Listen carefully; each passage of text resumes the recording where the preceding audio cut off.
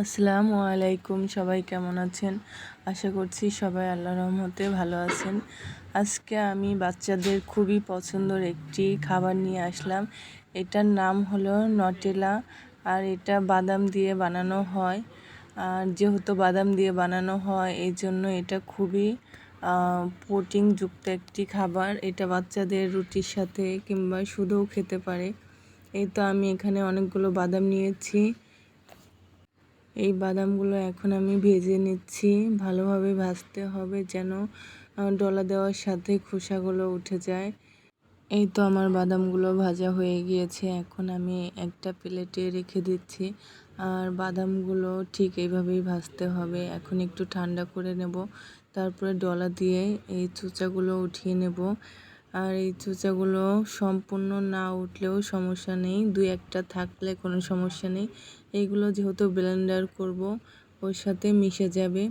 এখন খোসাগুলো আমি ঝাড়া দিয়ে ফেলে নিচ্ছি। এখন আমি এগুলোকে ব্লেন্ডার করব। এই তো এখানে আমি এগুলো ব্লেন্ডার জারের মধ্যে দিয়ে দিচ্ছি। এখানে সবগুলো বাদাম দিয়ে আমি একটু ব্লেন্ডার করে নেব।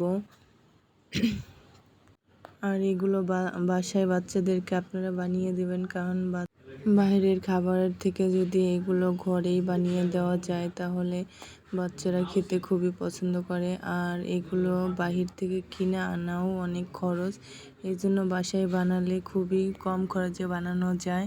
এই তো আমার ব্লেন্ডার করা হয়ে গিয়েছে। এখন আমি পরিমাণ মতো চিনি, একটু লবণ আর এখানে বাটার দিয়ে দিচ্ছি। আপনারা চাইলে তেলও দিতে পারেন বাটারের পরিবর্তে।